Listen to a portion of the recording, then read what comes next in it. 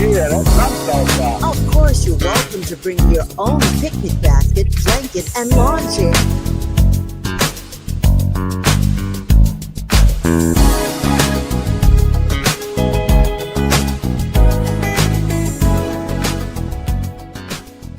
KBLA1580.com right now and lock in your spot.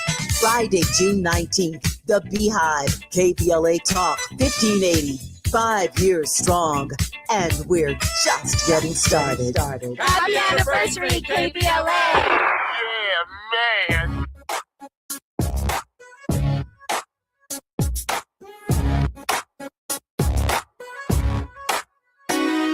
The Jesse Jackson Jr. Show. The Jesse Jackson Jr. Show. The Jesse Jackson Jr. Show. The Jesse Jackson Jr. Show. Come on and talk with me. Come on and listen to me. Come on and talk with me. Come on and listen to me. KBLA, Talk 1580, download the app.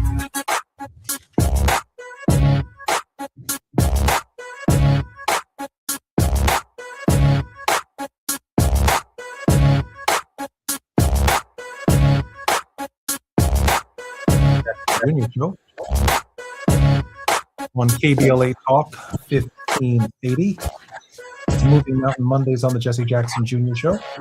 And I am particularly glad that you're joining us on the 405, the 101, the 5, the 10, the 118, the 110. A really sad day here in the city of Chicago with the loss of a real pillar in our generation, Spencer Leak Jr., prodigy of the Leak and Sons family funeral home business, a funeral home business that has been in business for more than a century, beginning with A.R. Leak Sr., then A.R. Leak Jr., then Mr. Spencer Leak, and now Spencer Leak Jr., our dearly departed brother. Yesterday, I heard the news while I was in Indiana and drove to the hospital immediately, about an hour away, only to find out that my close and dear friend and his family had already gathered. And there we prayed over Spencer, along with the Reverend Charles Jenkins and Yusuf Jackson and other members of the family. And so our city is in great shock here in the city of Chicago. And when I think and reflect upon not only this family's enormous legacy, which includes handling the mortal remains of Sam Cooke, the late Reverend Jesse Jackson, and literally of hundreds of notables, when one considers the thousands of people that this family has come into contact with over the course of more than a century of leadership right here in the city of Chicago, one can only reflect upon all African-American funeral directors in major municipalities around our country, in rural areas, because this is a business that has largely emerged successful as a result of first Reconstruction and Jim Crow. In large measure, dating back to 1619, when no white embalmer or funeral director would ever come into contact with a black body. How bodies were prepared during slavery and families and their own responsibilities for burying their dearly departed loved ones during first Reconstruction after the 13th, 14th, and 15th Amendment. Businesses began to emerge in our communities as a result of racial segregation, where African American families in various locales and locations would guarantee the dignity of the African American and the African body and its proper burial. The community, even within and on the plantation, would be allowed the opportunity to celebrate the life of the dearly departed. And then, of course, during Jim Crow from 1896 to 1954, the funeral business in the African American community continued to expand, not just because of violent acts upon the Black community, but because our funeral directors treated our dearly departed loved ones with the kind of dignity that they deserved. And even in spite of that dignity, more often than not, cemeteries themselves were segregated. My father first came to the city of Chicago, desegregating Oakwood Cemetery on 67th and Cottage Grove here in the city of Chicago, where Jesse Owens is buried and the late Harold Washington is buried, and where my father is presently interred, where the staple singers are buried, Albertina Walker and so many other historic notables.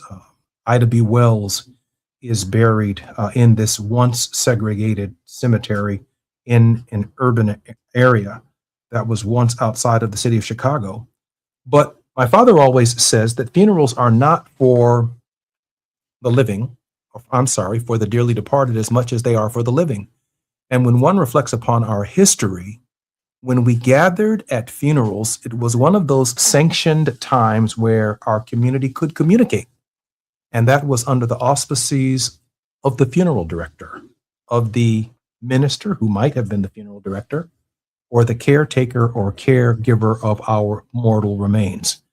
And so when it comes to sponsoring Black independent politics in large municipalities, almost every African American candidate can almost count on the support of the Black funeral director as a source of not only funding for the campaign, but as a pillar that knows just about every family in the community.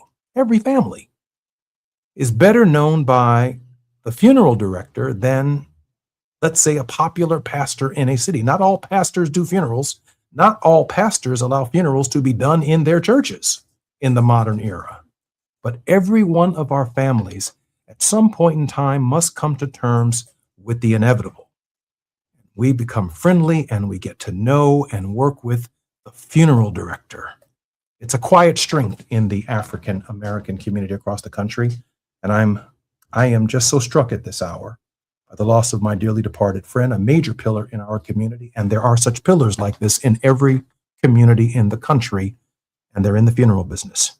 I'm Jesse Jackson Jr., listening to the Jesse Jackson Jr. Show on KBLA Talk 1580. We'll be talking about Tulsa when we come forward, and how racial segregation is also largely responsible for some of the businesses that have been most productive in service to our community. More when we come forward on KBLA Talk 1580 in just a moment. It's afternoon drive time with Jesse Jackson Jr. Only on KBLA Talk 1580.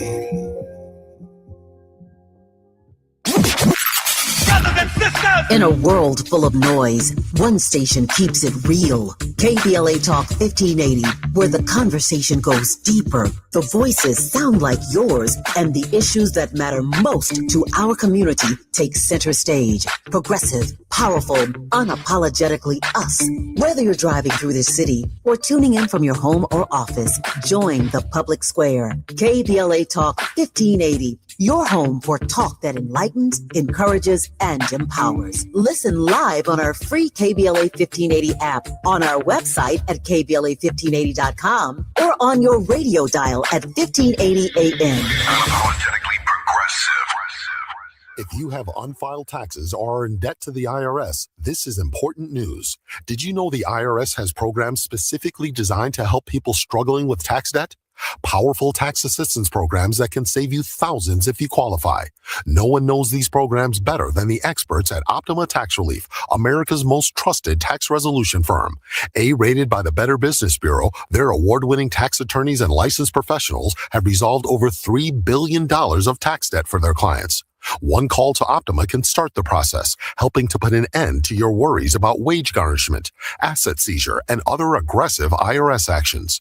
Find the best options to solve your tax problems. Call the experts at Optima Tax Relief today for a free consultation. Call 800-919-9077. 800-919-9077. 800-919-9077. Optima Tax Relief.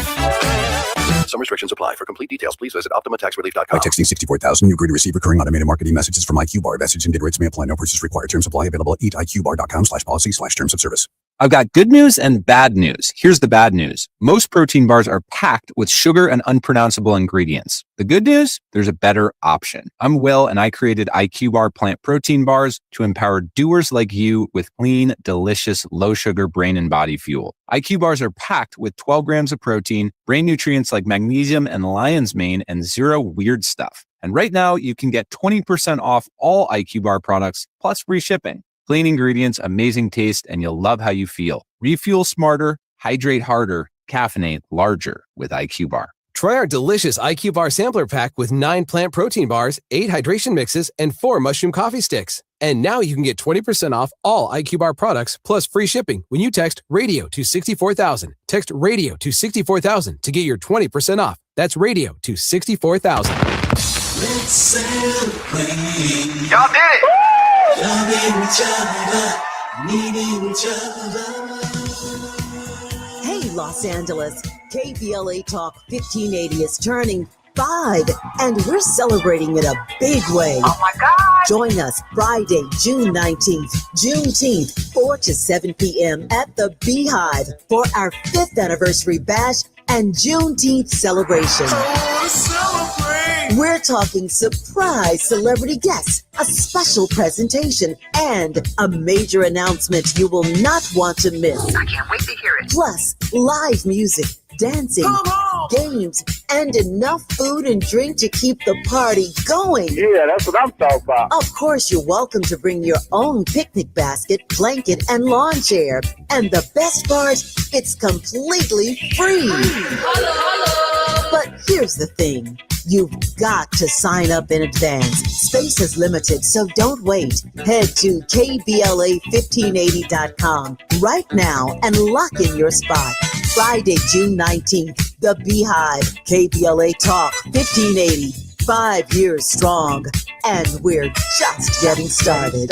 Happy anniversary, KBLA! Yeah, man. Now back to more of Jesse Jackson Jr. on KBLA Talk 1580.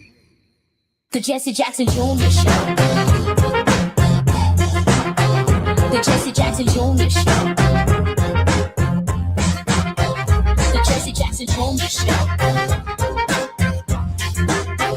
The Jesse Jackson Jr. Show. King Folly, drop the beat.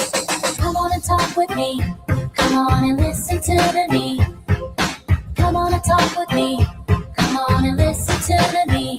KBLA Talk 1580. Download the app. I'm Jesse Jackson Jr., listening to the Jesse Jackson Jr. Show on KBLA Talk 1580. We're dedicating this hour and this show to the late Spencer Leak Jr. In this hour, Ernest Krim III is an Emmy-nominated producer, public teacher, anti-racist educator, and hate crime victor who uses Black historical narratives to empower and educate through a culturally equitable lens. Mr. Krim, a South Side of Chicago native and University of Illinois Urbana-Champaign graduate, is a former high school history educator of 12 years who now advocates for social justice regarding issues that matter to our community and teaches Black history to the world through social media with a platform that reaches roughly 4 million people each month. Ernest, welcome forward to the Jesse Jackson Jr. Show. Thanks again for having me, brother. It's good to be back here with you.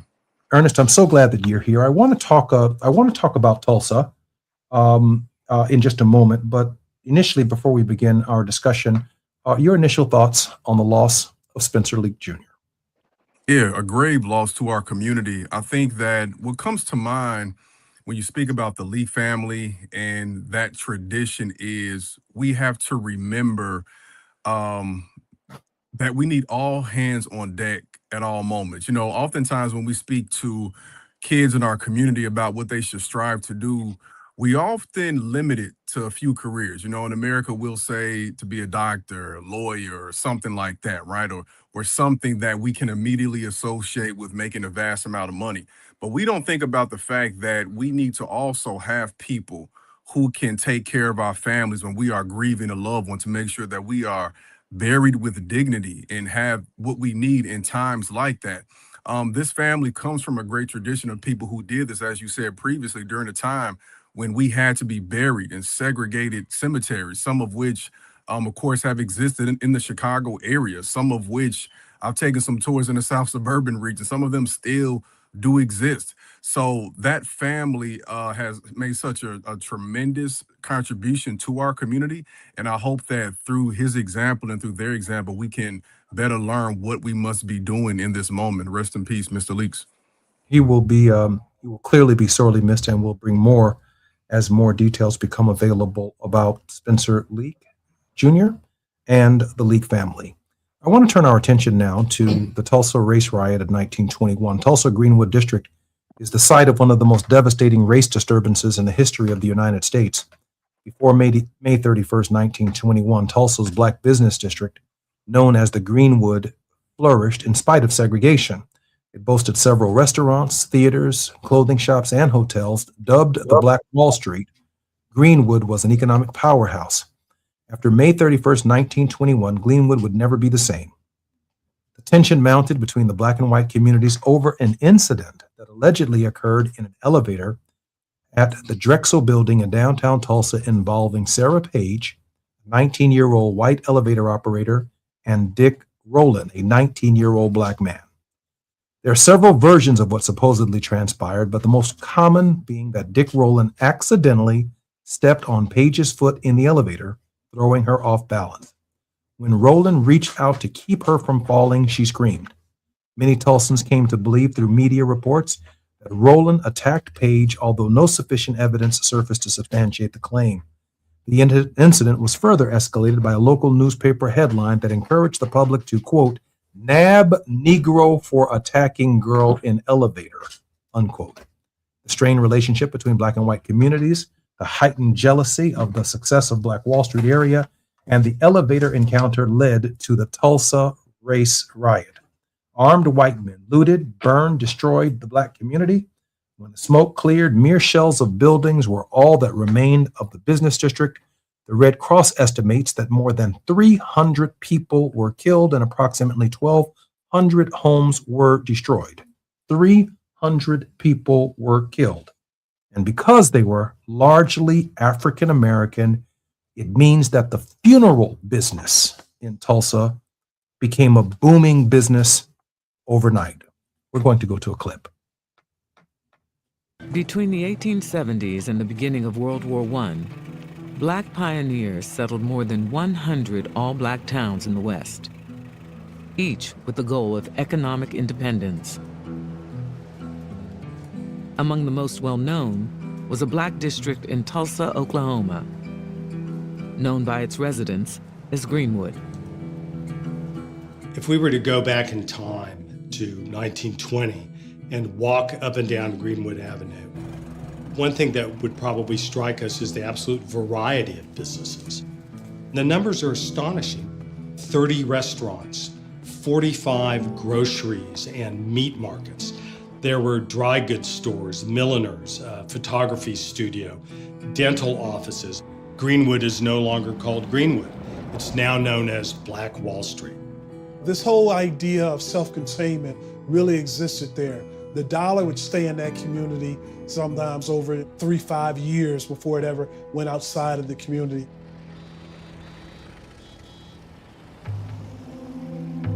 In 1919, black soldiers returned from World War I with high expectations for racial progress at home. But in one city after another, white mobs erupted in violence, targeting black veterans, citizens, and businesses. Hundreds died. On Tulsa's Black Wall Street, African Americans, including armed veterans, watched nervously and prepared for what might come. Countering this white militancy is very much an African American spirit of we're going to defend ourselves. If the mob comes, we're not going to run. We've got our guns and we're going to protect ourselves. And that was especially important and valuable and potent in Greenwood. On May 30th, 1921, the mob came to Greenwood. This white woman is in an elevator and this black teenager allegedly whistles at her or talks to her. He is taken to jail. A mob gathers of whites and blacks, and blacks in Tulsa are armed. They take their Second Amendment rights seriously, and they come with guns. And this is a threat. Someone fires into the crowd, and the riot is born. This was not about the whistling boy in the elevator. This was about blacks becoming too economically powerful and showing that wealth in a way that anyone would by creating buildings and constructing churches and having property. There was a whistle that blew, and then the mass invasion and the destruction of Greenwood began. When the smoke cleared in the early morning of June 1st, 1921, Black Wall Street lay in ruins. This is by far the largest single incident of racial violence in all of American history.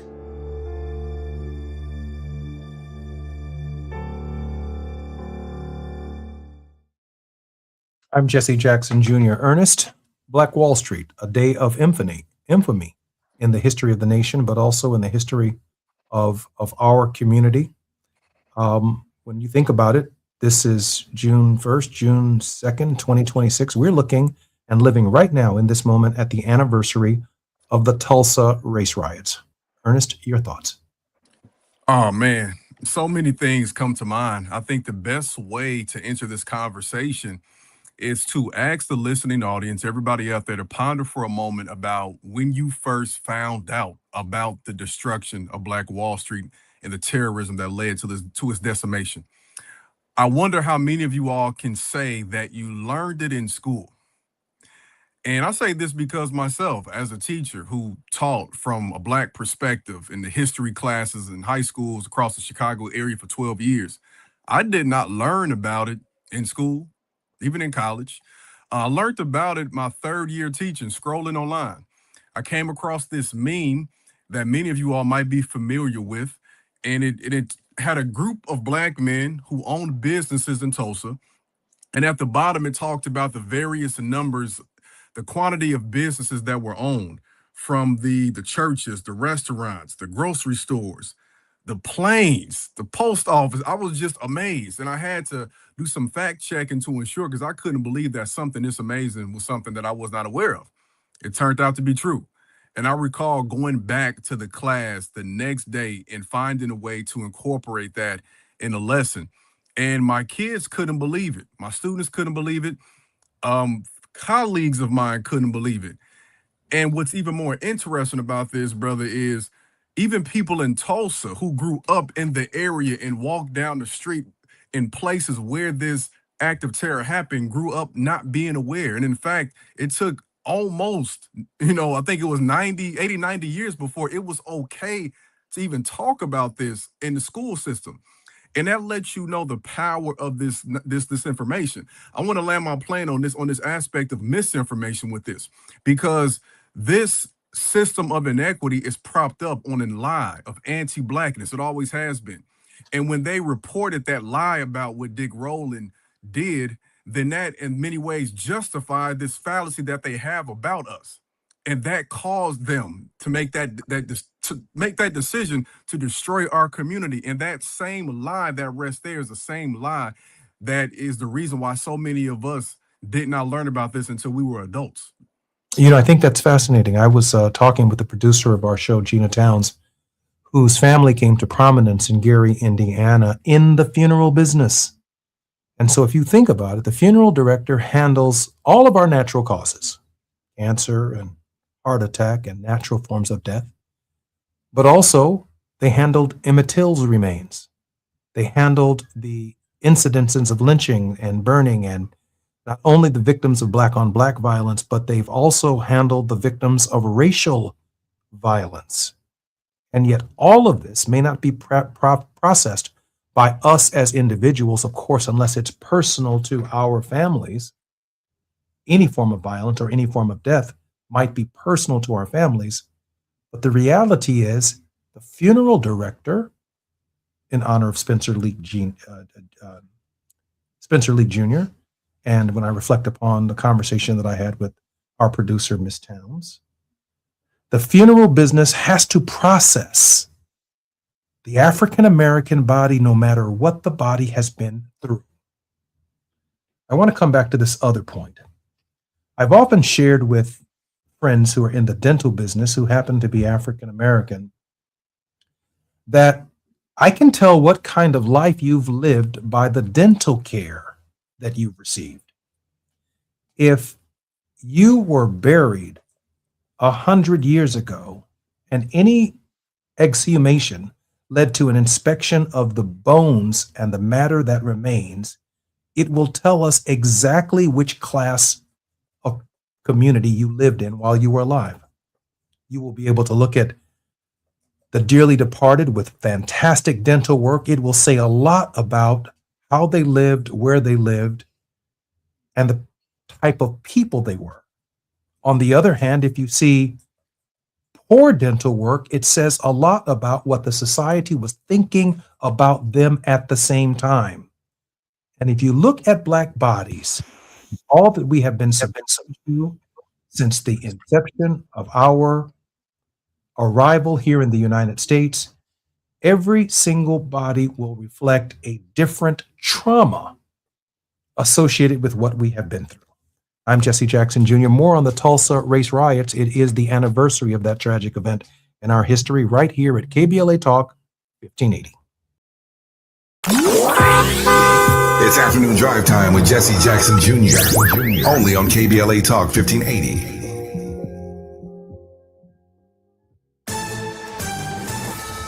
I'm Amber Payton with BIN News Now. Health officials say the Ebola death toll is rising in the Democratic Republic of Congo and Uganda. And so by the time they get to the health centers, their disease is really advanced and they end up dying. The World Health Organization is confirming 43 deaths across both countries. Louisiana's new congressional map is now law. The GOP-led Senate gave final approval Friday, and Governor Jeff Landry signed it hours later. The move comes after the U.S. Supreme Court struck down the state's 6th district. The new map eliminates one of the state's black majority congressional districts. And singer MIA is suing Kid Cudi after being removed from his tour. Cudi dropped her as an opener following a rant during a May 2nd show, saying fans were upset and he did not want anything offensive at his concerts.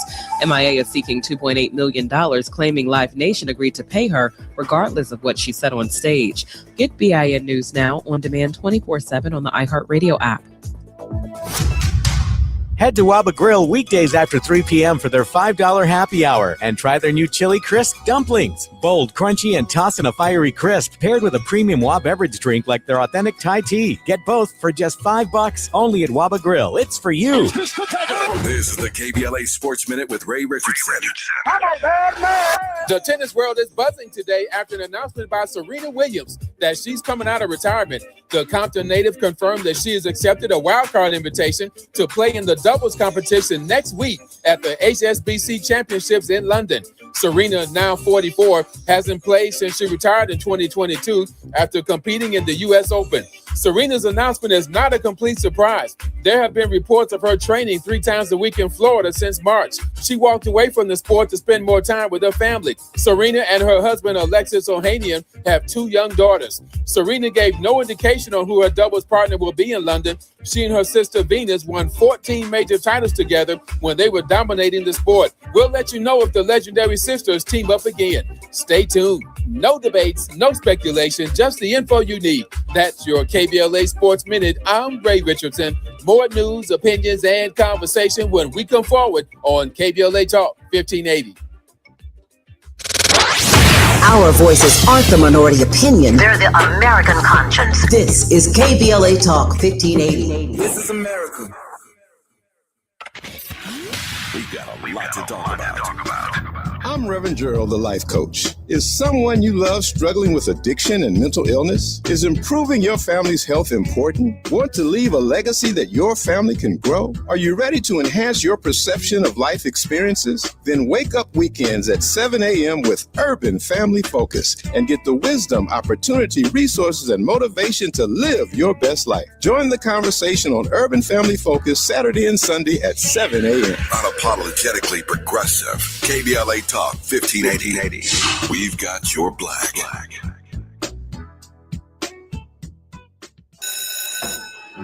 Let's be real. For too long, too many of our students have sat in overcrowded classrooms in underfunded public schools. But as head of the San Diego School Board, Richard Barrera changed that. Under Barrera's leadership, student literacy rose from the state average all the way to #1 among major urban school districts. Barrera led the way for smaller classrooms and for teachers to be paid what they're worth. Barrera funded more counselors and mental health services, and community schools that teach real-world skills for future jobs. A community organizer who became an education leader to fight for our kids. The only candidate for State Superintendent of Public Instruction, Backed by the 310,000 classroom educators of the California Teachers Association. Vote Democrat Richard Barrera for State Superintendent. Ad paid for by California Teachers Association Independent Expenditure Committee, not authorized by a candidate or committee controlled by a candidate. Medicare Fraud Prevention Week focuses on the actions everyone can take to prevent Medicare fraud, errors, and abuse. Learn how to protect yourself and your loved ones by joining the Senior Medicare Patrol, or SMP, for Medicare Fraud Prevention Week, held the week of June 5th. Learn more at californiasmp.org or by calling 1-855-613-7080. Do you have 3 ex-wives and your current trophy wife wants a life insurance policy 3 times the size of the policies you had to purchase for your previous mistakes? If so, you need to call Big Lou at Term Provider, 800-444-2013. Big Lou is intimately familiar with your problems, and if you're 50 or 60 years old and in reasonably good health, a $1 million policy should only cost about $100 to $200 per month. Big Lou may have a solution for your previous policies as well. You may even save enough money to lighten the load on your new $1 million policy. Remember, call Big Lou. He's like you, except he's only on number 2. Call Term Provider at 800-444-2013. That's 800-444-2013 for $1 million in term life insurance that you can live with. Call Big Lou at 800-444-2013. 800-444-2013. Man, I love this place. I've been surfing here since I was a kid. Now, seeing my grandson out on the water, it means everything to me. Watching him and taking in the blue waves, the sea breeze, the blurry horizon. If you have geographic atrophy, or GA, subtle changes in vision could mean it's progressing toward irreversible vision loss. Izervay is proven to slow GA progression and could help preserve your vision for longer, so you may keep seeing the world around you. Izervay, or avacincaptad pegol, is an eye injection. Don't take it if you have an infection or active swelling in or around your eye. Izervay can cause eye infection, retinal detachment, or increased risk of wet AMD. Izervay may cause blood in the white of the eye, blurred vision, or a temporary increase in eye pressure. Do not drive or use machinery until vision has recovered after an eye injection or exam. Ask your retina specialist how you can slow your GA with Izervay. To learn more, call 1-855-IZERVAY or go to izervay.com. Paid for by Astellas Pharma. You're listening to Jesse Jackson Jr. on KBLA Talk 1580. The Jesse Jackson Jr. Show. The Jesse Jackson Jr. Show. The Jesse Jackson Jr. Show. The Jesse Jackson Jr. Show. King Quality drops the beat. Come on and talk with me. Come on and listen to me. Come on and talk with me. Come on and listen to me. KBLA Talk 1580.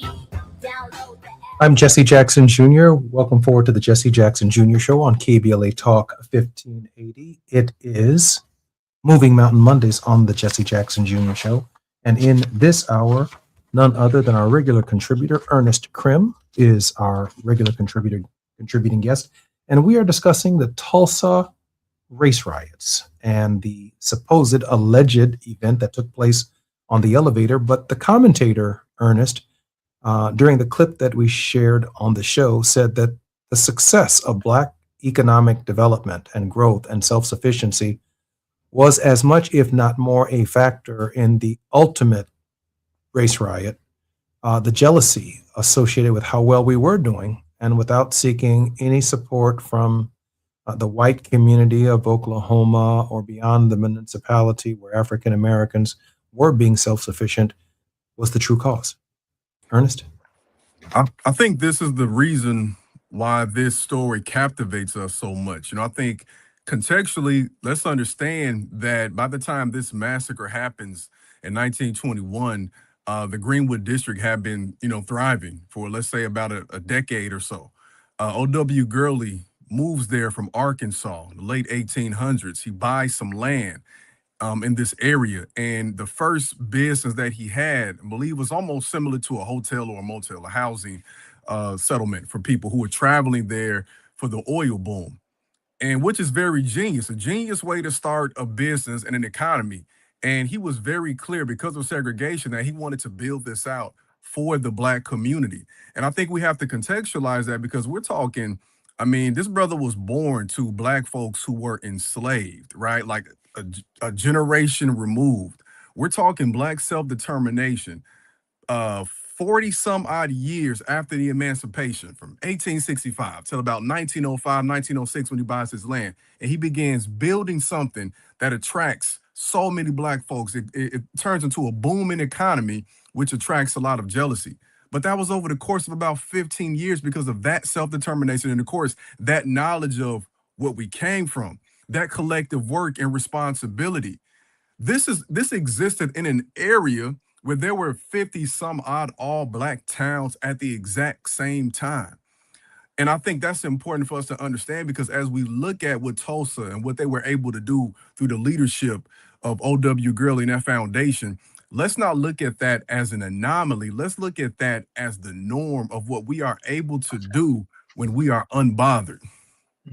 I do want to challenge, just to advocate for the devil in this moment, that in the modern era, where there are ties between the federal government and the state government over diversity, equity, and inclusion are becoming ties that are now unbound and not ties that bind, I'm concerned that the philosophy, and I don't mean this in a negative way, the philosophy of self-sufficiency was largely terrorized by the idea of outside influences when we do turn to ourselves and not on ourselves. I can look in every Black community in the United States, the South Side of Chicago, the Crenshaw area in Los Angeles, parts of all of Atlanta, but in Greenville, South Carolina, municipalities like Washington, D.C. When I see Donald Trump, for example, threatening to stop international aviation and flights to our cities, hence disconnecting us from the global economy, in cities where we are doing well and where we obviously could do better, but this idea of isolating us from the rest of the world, just as the Oklahomans, if you will, during that period sought to isolate Greenwood from the rest of the state and from the rest of the world, that we may be living in more complicated patterns of that same era. Do you see that, Ernest? Oh, for sure. I think that just because of where we are now, you have to always have, one hand in, one hand out. You have to be aware of the broader political climate as you're building. I think it kind of reminds me also too of what's happening with Cuba. When you think about the impact of that politically and that embargo, not allowing resources to get to them, right? I also think about conversations I've had with people on panels, and I've had people ask questions about rebuilding something like this. And my response is to always say that if your intention is to do that, you should just do it. You shouldn't label it, right?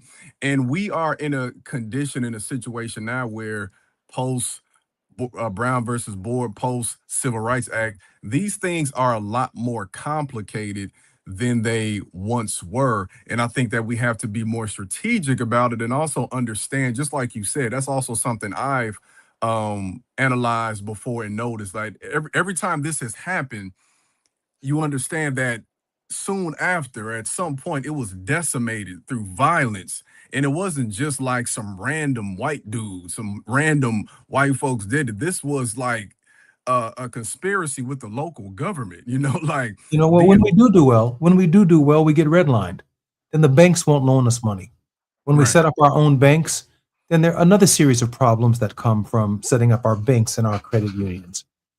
We don't meet the thresholds or the various ratios for having cash on hand, for creating and providing more loans to our local community organizations and constituents. And so it's like when we do turn to ourselves, we still find ourselves part and connected to a global system that in the case of Tulsa, we actually bought into. That is, we didn't need welfare. We didn't need government support. As a community, we could develop and grow on our own, but then came the racial terror to tear it all down. And I find it deeply troubling, and I know there's a large history behind it. The evidence that Tulsa and Greenwood more specifically did not rebound is that the fear was so great. Of course, even to this day, if we all decided to collectively rebuild Greenwood, the fear of what happened is so great in a system of risk such as ours.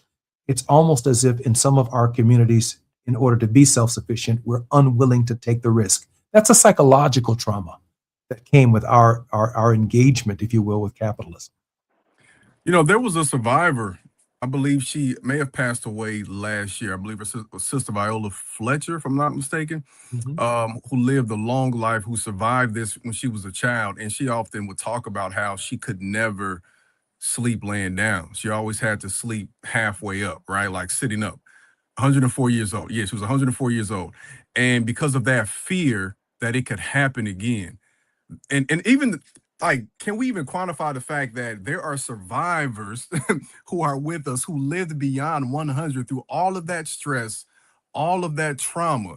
How could you ever trust? How could you ever believe? And I know too, there were efforts to rebuild, right? But then to your point, redlining the interstate, right? Like right through our communities. So that puts something in our minds, and it does make us feel, in a sense, helpless. And that's the challenge that we have today, because as we, again, practice this element of like Sankofa, we go back and we look at what once was, we have the benefit of hindsight. So I think it's up to us to figure out where we align that 2020 hindsight to create something better that's self-sustaining moving forward. But the reality is, the more that this happens to us, it doesn't just destroy us. And I think that's the challenge for white America. It destroys all of us. I'm Jesse Jackson Jr., listening to the Jesse Jackson Jr. Show. We're looking at the deep scars and some of the trauma created by this anniversary of what took place in Tulsa, Oklahoma. I'm Jesse Jackson Jr. More on KBLA Talk 1580 when we come forward. While you're stuck in traffic, we can at least bring you up to speed on the news of the day. You're listening to Jesse Jackson Jr. only on KBLA Talk 1580.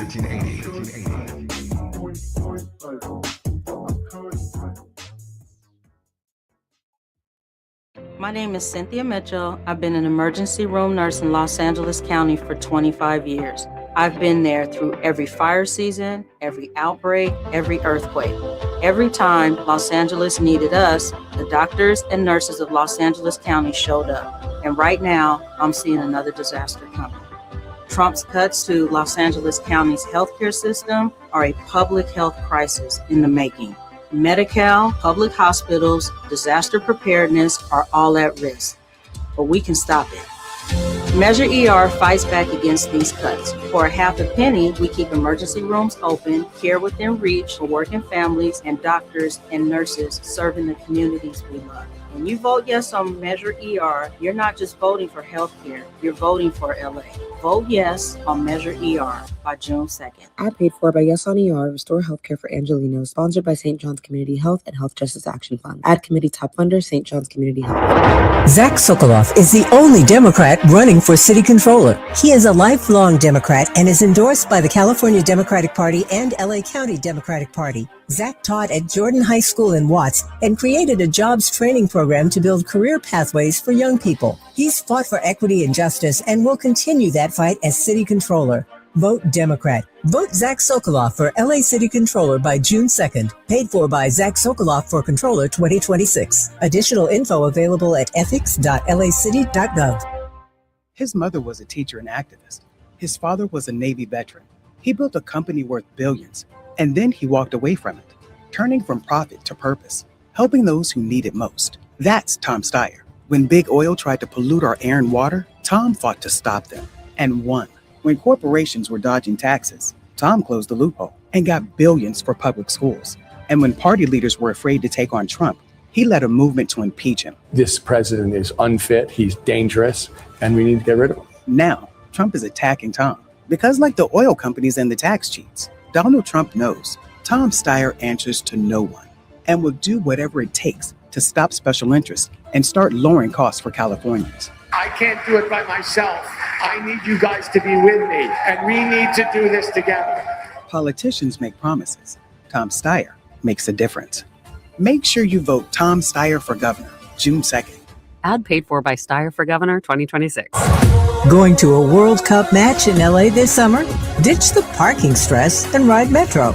With direct service from across LA County, it's the easy way to get there for just $1.75 each way. KBLA Talk 1580. We've got a lot to talk about. KBLA Talk 1580, connecting you with services and solutions. The Michael's Daughter Foundation is dedicated to inspiring youth and resilience through storytelling, arts, filmmaking, and enrichment programs for youth and families in under-resourced communities and system-impacted individuals. The Michael's Daughter Foundation is a 501c3 nonprofit providing free and low-cost arts programs to youth and families from under-resourced communities, both system-impacted youth and those affected by the incarceration of a loved one. 1 in 43 children in America have a parent incarcerated. 70% of those children are expected to end up in prison. Through filmmaking, animation, theater, and writing, they help young people express themselves, build confidence, and imagine new possibilities. Beyond the arts, they offer financial literacy workshops, emergency support, and scholarships. Because thriving takes more than talent, it takes access. To learn more about the impact of Michael Daughters Foundation and how you can be a part of the movement, please visit their website, michaelsdaughterfoundation.com. This is a community call to action from KBLA Talk 1580.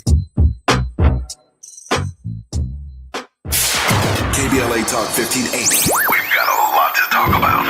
Tired of being locked out of job opportunities and shut down by systemic racism? KBLA Talk 1580 stands with you in fighting for the rights of black workers, and we don't black down. The Los Angeles Black Workers Center is a dynamic alliance of workers, organized labor, community-based organizations, clergy, students, and scholars working collectively to improve the position of the black working class. The LA Black Workers Center takes a comprehensive approach to addressing the black jobs crisis. Their programs promote access to quality jobs, racial equity in hiring and retention, discrimination-free job sites, and they prepare black workers for employment in high-wage career track jobs. The LA Black Workers Center supports workers who need help protecting their rights on the job. They give workers access to quality jobs and remove systemic barriers to employment. And they are advocating for a fair deal for black workers in the new Los Angeles City Charter. To sign up for free career readiness training, get involved in organizing, or learn about union apprenticeship programs and trade registries, please visit lablackworkercenter.org. That's lablackworkercenter.org. Together, we can beat the black jobs crisis and build a more equitable Los Angeles. This is a community call to action from KBLA Talk 1580.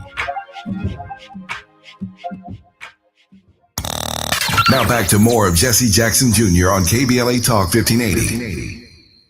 The Jesse Jackson Jr. Show.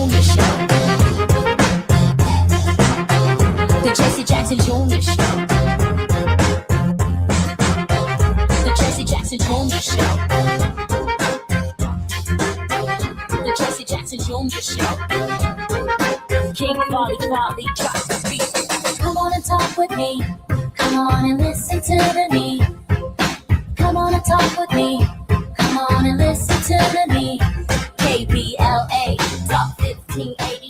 Download the app. I'm Jesse Jackson Jr. Welcome forward to the Jesse Jackson Jr. Show on KBLA Talk 1580. We are in Mr. Krim's classroom on Moving Mountain Mondays, and we're discussing Tulsa, the race massacre, which this is the anniversary of. Ernest Krim, welcome forward to the Jesse Jackson Jr. Show. Well, thanks again for having me, brother. Of course, we're going to have your word of hope at the end. I was just thinking about the chilling effect that is Black life when it comes to making investments in capitalism. For example, if I had hit the lottery and a century or so ago, I could make an investment in a Black Wall Street for development of however much money was a suitable investment for me to have a significant stake in the town. And then a racial incident sweep through the town and literally destroy the town. The ways in which I would be able to recover my investment as an African American investing in Greenwood would be extremely difficult. Even with the idea that Greenwood would never be rebuilt or sustained to create the quality of life that was initiated during the early parts of Jim Crow and at the end of First Reconstruction to help make that town thrive. And that brings me all the way up to, a reflection that I had regarding Dave Chappelle in Yellow Springs, Ohio, when he had made an investment, a commitment to make an investment, I guess in an eatery or a club or something, and then the town wanted him to audition. But then without vetting a complex, I guess on 100 and some odd acres that included low-income housing, that included certain developments, David Chappelle said, whoa, wait a minute. I'm talking about developing and offering tens of millions of dollars investment in the town as it is, because that's a sound investment for me, given the direction of the town. But if you're going to change the character of the town after I make my investment, I may never be able to recover my investment. And of course, he threatened to pull it out. The housing advocates went nuts. David Chappelle's against affordable housing. Not true at all. I'm just suggesting that inherent in capitalism itself are these choices that people get to make under the circumstances. And part of our choices that we make for safe investments are tied to the history of racial trauma and investment, what we have experienced and know as a race of people. If Dave Chappelle were going to bring tens of millions of dollars to Yellow Springs, I think it was Yellow Springs, Ohio, and then suddenly the character of the town was being changed by local council vote, I can't blame Dave Chappelle for saying no, practice with the government's money. Don't practice with my money, because I'm putting smart money and I'm putting good money towards a good use for the purposes of profit maximization. But the chilling effect that I am experiencing because of Tulsa, because of the terror when we do make investments, is enough for me to change my mind. Ernest? Oh man, this is a conversation we could probably have this entire summer. I think that, man, what's deep about this too is, as we move forward, going back to what I said previously, one of the best strategies we can have moving forward is not to publicly announce any strategies moving forward. I think that if we are going to, wherever we are in our communities, our blocks, if it's an online strategy or something like that, we have to make sure we get back into community in person. Remember that everything that our ancestors created, or the great leaders of another generation who are still with us, they did this pre-2012, pre-2013, before social media and smartphones became ubiquitous. So I really want us to be aware of that. Also, I'm not someone who believes that we can counter capitalism with a more enhanced capitalism because of where we are. So we have to make sure that, I'm gonna take y'all back real quick in my last couple minutes to the Negro Act of 1740, post Stono Rebellion. The Negro Act of 1740 mandated 5 things. It said that Black people could no longer grow their own food, learn to read, move freely, assemble in groups, or earn money. all of that encompasses what's very important for us to make sure we double down on moving forward. Can we grow our own food? They had all of that functioning in Tulsa. They had grocery stores, so they had farmland nearby. Are we well educated? We're in the midst of a learning recession, according to many studies right now. Moving freely, think about what that means. Assembling in groups. All of these things are vitally important to what we must create moving forward. And I think that very first thing is probably of the utmost importance. Growing our food. Are we well fed? Are we of good health? Because if we don't have that, nothing else can flow properly. So I would challenge everybody to look at that Negro Act of 1740, reflect on what happened with the Tulsa Act of Terror, and consider what we should be doing moving forward and get together in person with folks to discuss it. Ernest, it's always a pleasure to be in your classroom. Thanks for having me, brother. I'm Jesse Jackson Jr., listening to Jesse Jackson Jr. Show. We have just about a minute or so before we come forward. And after having listened to Ernest, I'm now reflecting upon two of the most successful businesses that have ever occurred in the African-American community, both the funeral business. The first hour of this program has been dedicated to the life of the late Spencer Leak Jr. from the Spencer Leak and Sons family home here in the city of Chicago. And the hair business. Guess what else during segregation? White folks didn't want to touch your hair. Didn't want to come into contact with your hair. And so we thrived in the area of personal products, hair care products, combing, cutting, shaving, and grooming our own heads because they didn't want to touch us. And if they drank out of our glasses, they threw them away. If we ate out of their plates, they broke their plates. They didn't want to have anything to do with us as if we had the cooties. And so it is not a stretch to say that when African Americans are successful in business, they find a way to eliminate the idea of that industry or of those participants who are taking advantage of the industry and becoming successful and leading examples of prowess and entrepreneurialism here in our system. I'm Jesse Jackson Jr. When we come forward, The Faith Not to Fall with Reverend Terry Hord Owens and our very special guest, Senior Pastor Raymond C. Dix of the Pilgrim Baptist Church. More when we come forward on KBLA Talk 1580. KBLA 1580 Santa Monica. I'm Amber Payton with BIN News Now. Health officials say the Ebola death toll is rising in the Democratic Republic of Congo and Uganda. And so by the time they get to the health centers, their disease is really advanced and they end up dying. The World Health Organization is confirming 43 deaths across both countries. Louisiana's new congressional map is now law. The GOP-led Senate gave final approval Friday, and Governor Jeff Landry signed it hours later. The move comes after the U.S. Supreme Court struck down the state's 6th district. The new map eliminates one of the state's black majority congressional districts. And singer MIA is suing Kid Cudi after being removed from his tour. Cudi dropped her as an opener following a rant during a May 2nd show, saying fans were upset and he did not want anything offensive at his concerts. MIA is seeking $2.8 million, claiming Live Nation agreed to pay her regardless of what she said on stage. Get BIN News Now on demand 24/7 on the iHeartRadio app. Head to Waba Grill weekdays after 3 p.m. for their $5 happy hour and try their new Chili Crisp dumplings. Bold, crunchy, and tossed in a fiery crisp paired with a premium Waba beverage drink like their authentic Thai tea. Get both for just $5 only at Waba Grill. It's for you. This is the KBLA Sports Minute with Ray Richardson.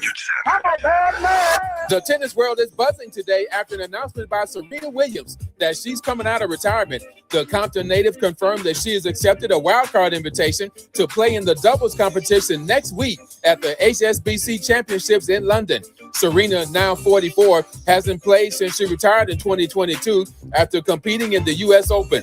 Serena's announcement is not a complete surprise. There have been reports of her training 3 times a week in Florida since March. She walked away from the sport to spend more time with her family. Serena and her husband, Alexis Ohanian, have 2 young daughters. Serena gave no indication on who her doubles partner will be in London. She and her sister Venus won 14 major titles together when they were dominating the sport. We'll let you know if the legendary sisters team up again. Stay tuned. No debates, no speculation, just the info you need. That's your KBLA Sports Minute. I'm Ray Richardson. More news, opinions, and conversation when we come forward on KBLA Talk 1580. You have something to say, and we want to hear it. KBLA Talk 1580 is engagement radio, not outrage radio. A place where your hopes, your frustrations, and your ideas are welcome 24 hours a day, 7 days a week. Real talk, real people, real Los Angeles. KBLA Talk 1580, the station that sounds like the city looks. Tune in on your AM radio dial at 1580. Download our free KBLA 1580 app or listen live on our website at KBLA1580.com. Unapologetically progressive.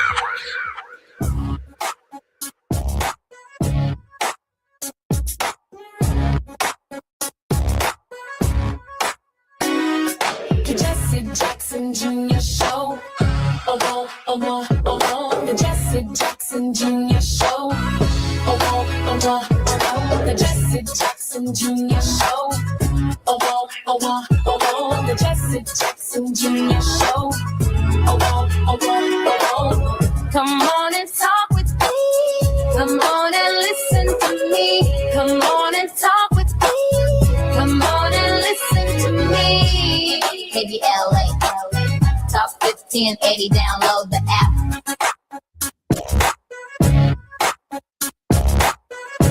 I'm Jesse Jackson Jr. Welcome forward to the Jesse Jackson Jr. Show. We are now in the Faith Not the Fall with Reverend Teresa Terry Hord Owens, General Minister and President of the Christian Church, Disciples of Christ in the United States and Canada, an author, an advocate for the church living out its calling. She's the first person of color and the second woman to lead the denomination. Since her election in 2017, Reverend Hord Owens' ministry actively reflects the disciples' priority of being an anti-racist church, being a movement for wholeness, and welcoming all to the Lord's table as God has welcomed us. Reverend Terry Hord Owens, welcome forward to your show, The Faith Not to Fall.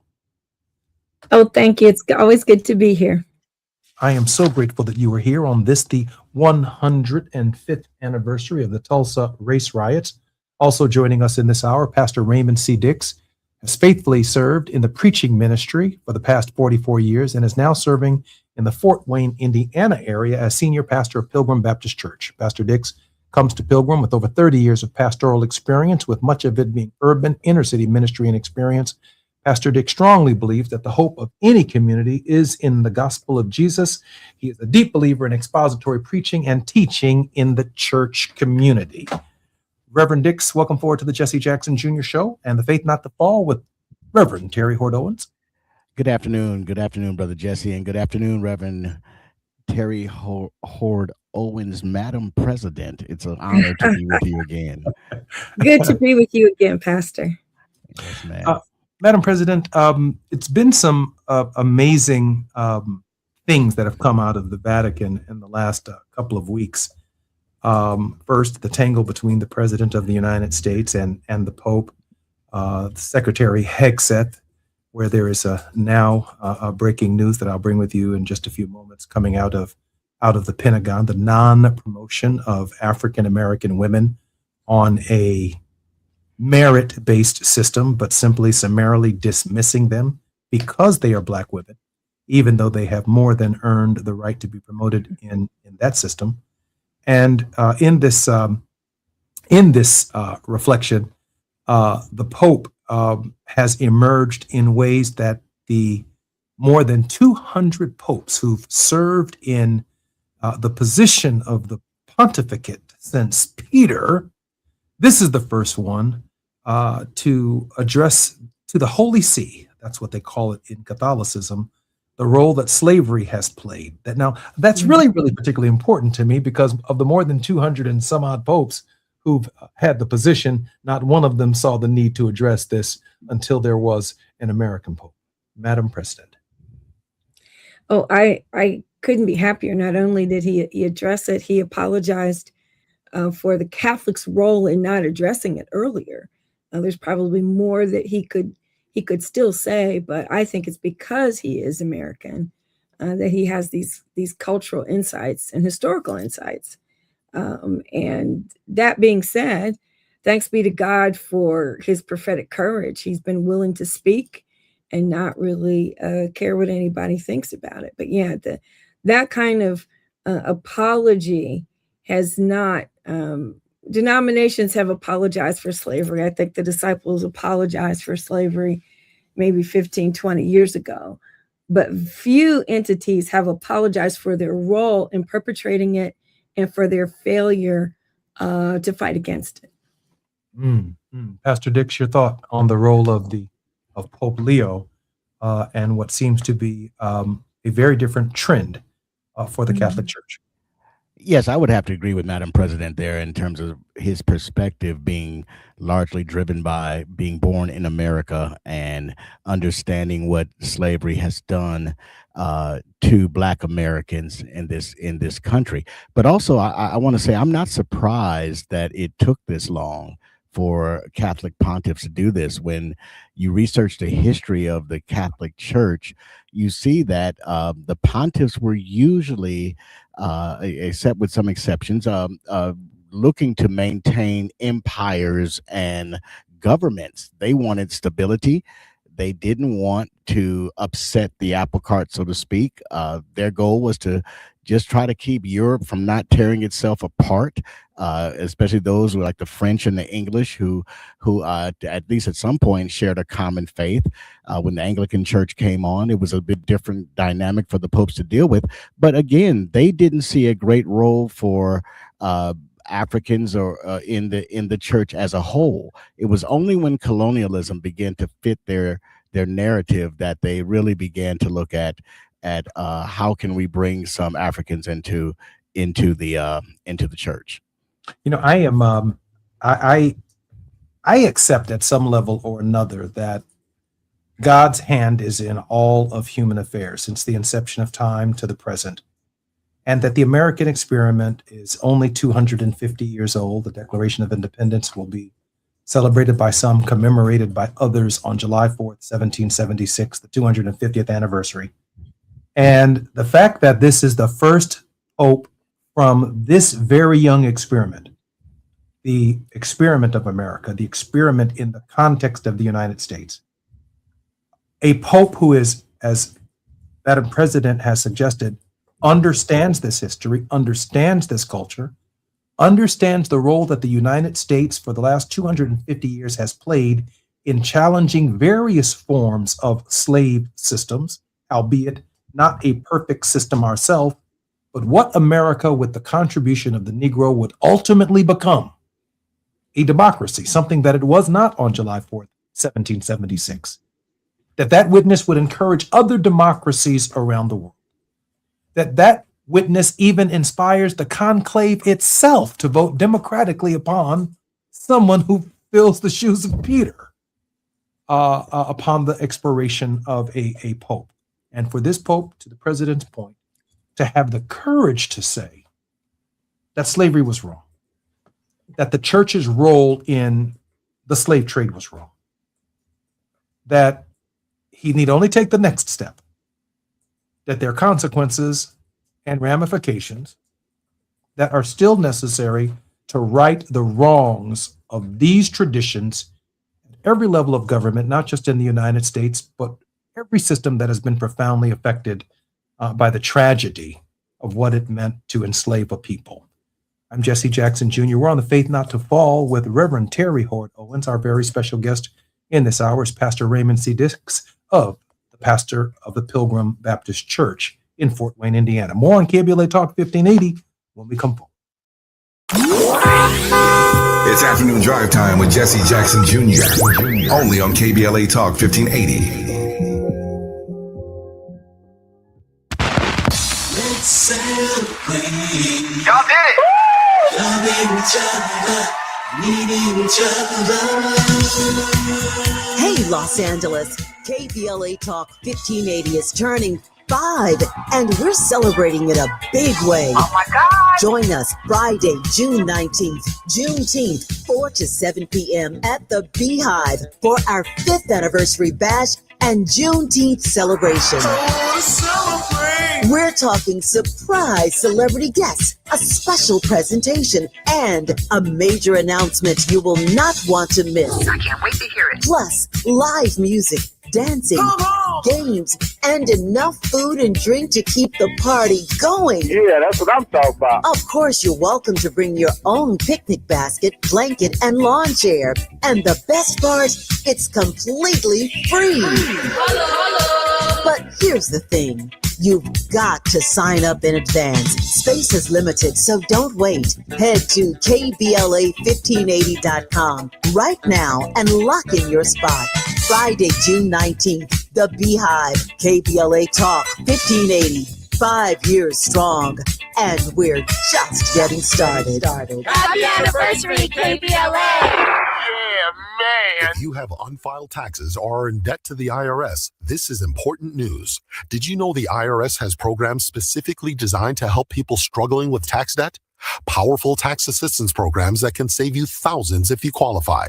No one knows these programs better than the experts at Optima Tax Relief, America's most trusted tax resolution firm. A-rated by the Better Business Bureau, their award-winning tax attorneys and licensed professionals have resolved over $3 billion of tax debt for their clients.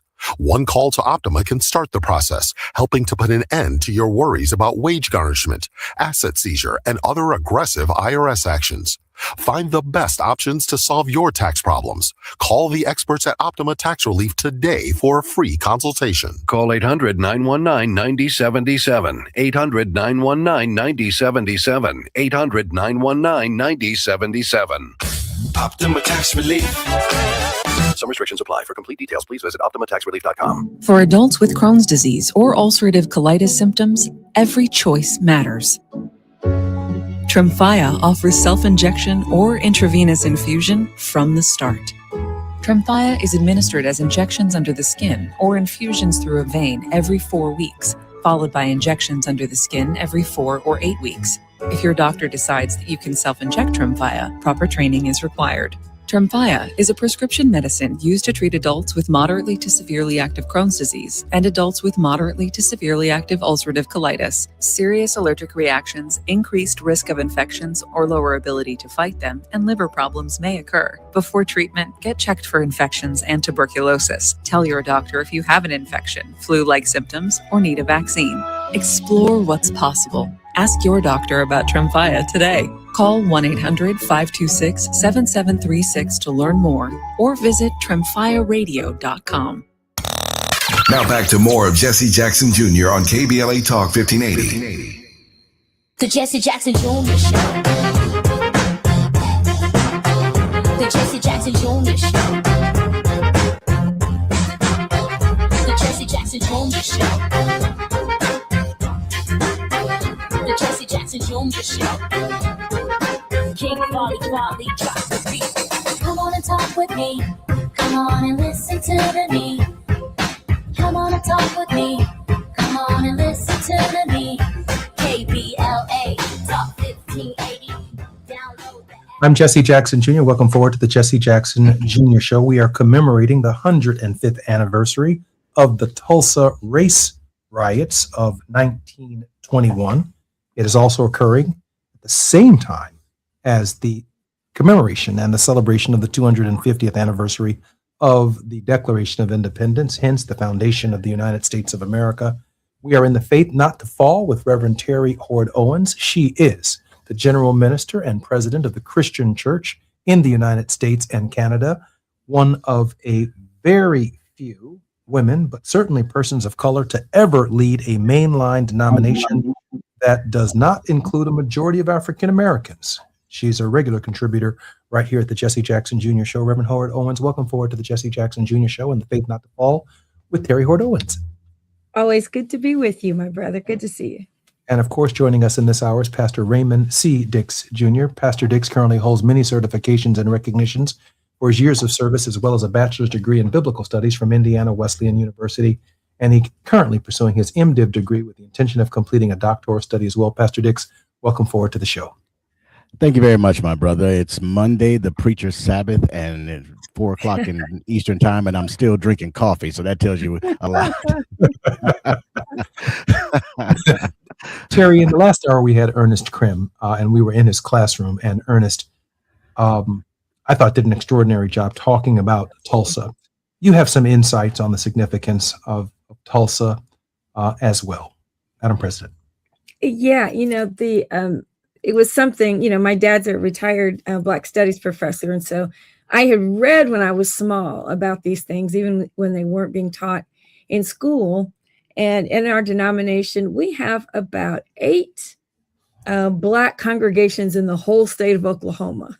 We've got lots of churches in Oklahoma, but only about 8 congregations.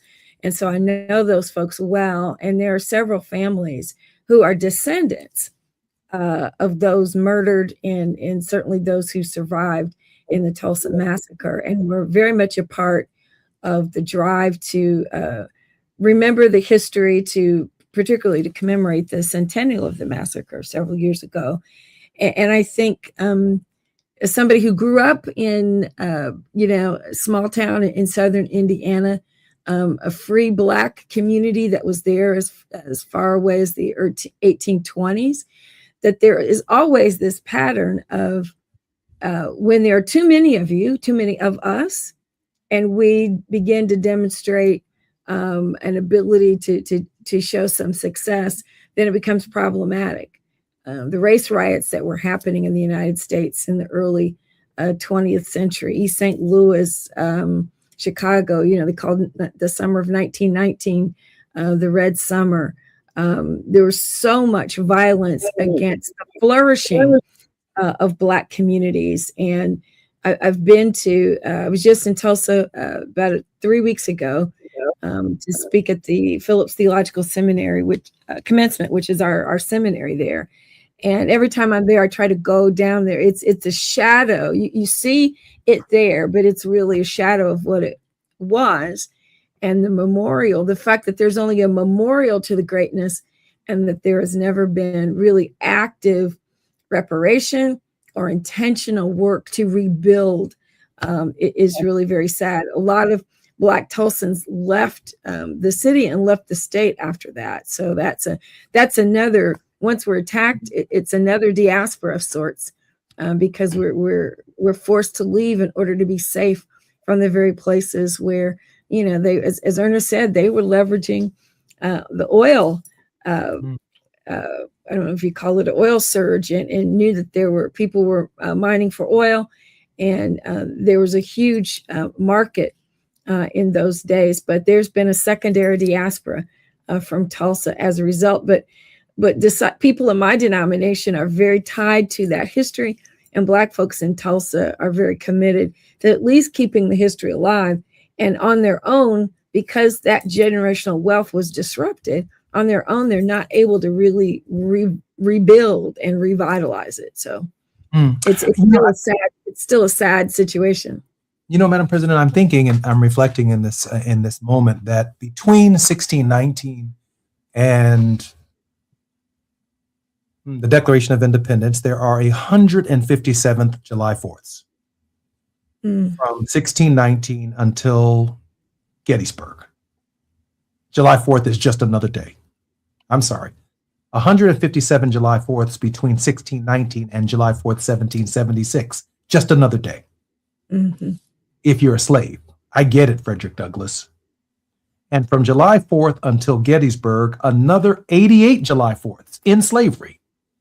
And they may be celebrating on one side of town, but just another day if you're in slavery. And then, of course, another 2 July 4ths before the 13th Amendment to the Constitution, 1865. Mm-hmm. It's got to be particularly insulting that 1,600 people can run through the capital of the United States and the President of the United States offer them a $2 billion reparation fund. Yeah. And for the people of Tulsa,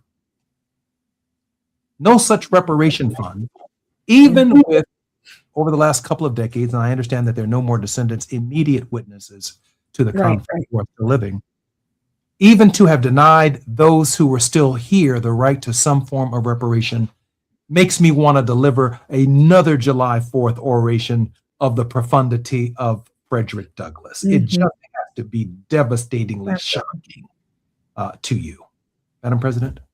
Oh, absolutely. I mean, the raw injustice of it, the tax, the generational tax, the generational stress on our physical and mental health, because our ancestors carry that. We grow up and pass along a memory and a history that, because nothing gets better and not much changes, we carry with us the stress of the injustice of that history. And we're in a cycle now where, as I've said before, we were all the beneficiaries of the adults, my parents and grandparents who were so active in the movement, your dad and others whom he inspired. And they thought we would be the beneficiaries, that they were working for a world in which we wouldn't have to deal with a lot of that stuff. And here I am now in a situation where I must now turn my attention to rebuilding things that I grew up taking almost for granted, to ensure that my 3-year-old grandson will not have to suffer those kinds of injustices. So the anger at what we see happening, both and when young people learn, that's why they don't want us to know our history, because it will anger our children. It will rise, something in us will rise up. I remember having conversations with my husband when my son went to kindergarten. He was in a private Christian school, an Episcopal school in Indianapolis. And we were like, what's going to happen the first time he distinguishes himself as a little black boy with these other white kids? And so we continue to have to work through all of that, but it's generational trauma and stress that this injustice continues to impose. And that's why I believe the Holy Ghost has just softened my edges, because I think if it were not for Jesus, I'm not sure what kind of person I would be, because I get angry. And I preach about it in ways in which I try to, encourage truth telling, but I'm not the kind that you can pat on the head and tell to go sit in a corner. But that anger is something that we all deal with, and it's not healthy for any of us. And we're still not finished managing the anger, because we're not finished dealing with the injustice. Pastor Dix, you've recently taken a trip to a number of cities around the country. Very interested in your insights and anything that you're willing or can share with us about what you learned on that amazing journey. Pastor Dix? Thank you very much. Probably the most important thing, or maybe I'll start with the least important thing, and that was the great food that was in New Orleans. Okay, that's probably the least important thing. But no, the most important thing I think on this journey was I was amazed as I sojourned between the cities, New Orleans, Jackson, Mississippi, Selma, Alabama, and Montgomery, at how much I did not know that was never in the history books that I learned from. And I call myself kind of a student of history in a sense. I love history, but in terms of comparing what I was taught growing up in the 70s and the 80s compared to what I see today, or what I learned on this trip, it was a lot different. And I thought about my grandchildren. I thought about my children and the world they grew up in, and how these things were obscured from them. Then I thought about this. One of the great things about this sojourn was that I had the opportunity to be exposed to these things. In New Orleans, in Louisiana, we went to the Whitley Plantation. We went to Cancer Alley. In Jackson, we had a chance to sit down with the mayor of Jackson. One of the things I'll point out in Jackson, and you two probably already know this, the Civil Rights Museum in Jackson, I'm told, is the only civil rights museum in the country that's state funded. And in order to do that, I think most of what they had to do was build a museum that housed both the history of the state of Mississippi and the civil rights history, which are on polar opposites of the building. And just the optics of that were, impressed upon me, is that yes, while we have this great civil rights museum in Jackson, it's still separate from the history of the state of Mississippi. Now, the mayor was a part of that. Mayor John Horn in Jackson, he was a part of that legislation to bring that to pass, and he remarked to us that it was more important for them to have the state pay for it, and they saw some sense of state responsibility in not having to raise, a lot of money to maintain or to run the museum. It's in the state budget, I guess, in perpetuity.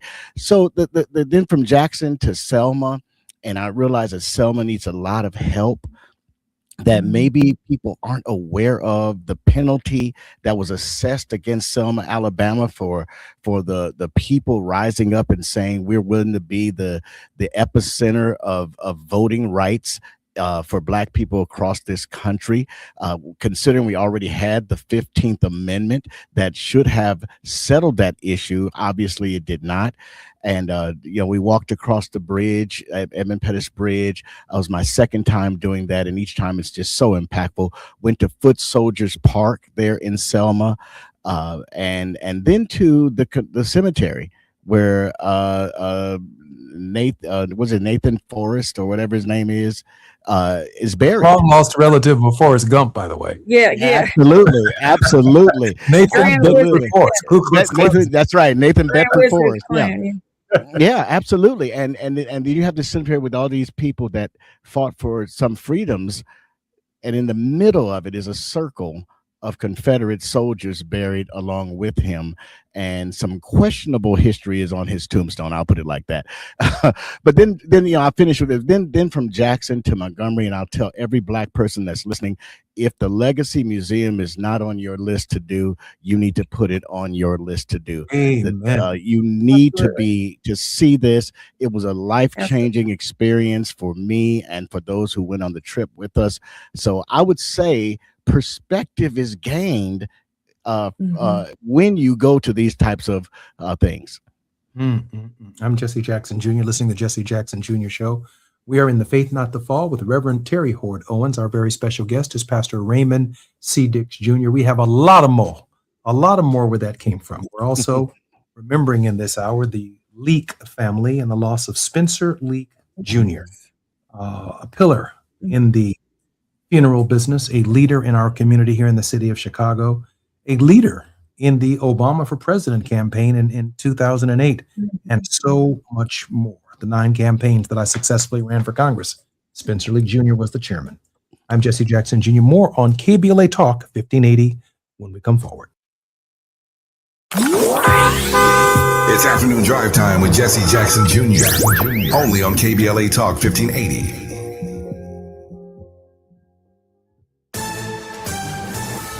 I'm Amber Payton with BIN News Now. Black Florida Congresswoman Frederica Wilson is announcing her retirement. It's time. The 83-year-old Democrat represents the state's 24th congressional district and has served 8 terms. Wilson leaves behind a major legacy, including founding the 5,000 Role Models of Excellence project and helping bring billions in infrastructure funding to Miami-Dade.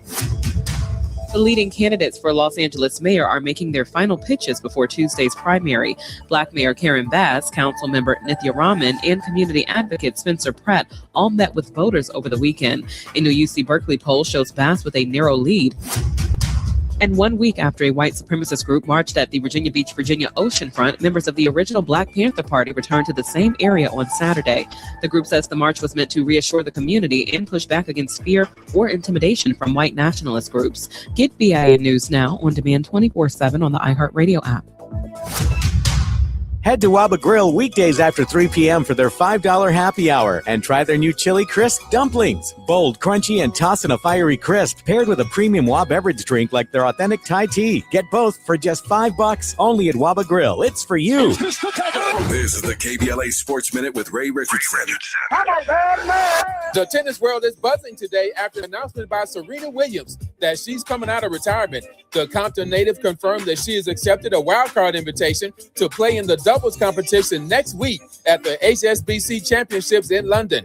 Serena, now 44, hasn't played since she retired in 2022 after competing in the U.S. Open. Serena's announcement is not a complete surprise. There have been reports of her training 3 times a week in Florida since March. She walked away from the sport to spend more time with her family. Serena and her husband, Alexis Ohanian, have 2 young daughters. Serena gave no indication on who her doubles partner will be in London. She and her sister Venus won 14 major titles together when they were dominating the sport. We'll let you know if the legendary sisters team up again. Stay tuned. No debates, no speculation, just the info you need. That's your KBLA Sports Minute. I'm Ray Richardson. More news, opinions, and conversation when we come forward on KBLA Talk 1580.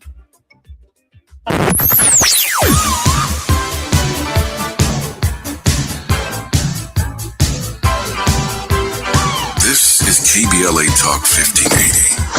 Talk radio. That's music to your ears. We're unapologetically progressive. KBLA Talk 1580.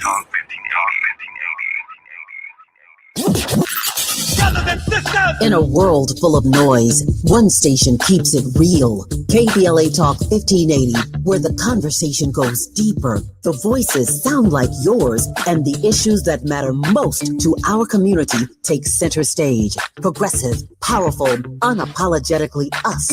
Whether you're driving through the city or tuning in from your home or office, join the public square. KBLA Talk 1580. Your home for talk that enlightens, encourages, and empowers. Listen live on our free KBLA 1580 app, on our website at KBLA1580.com, or on your radio dial at 1580 AM. Unapologetically progressive.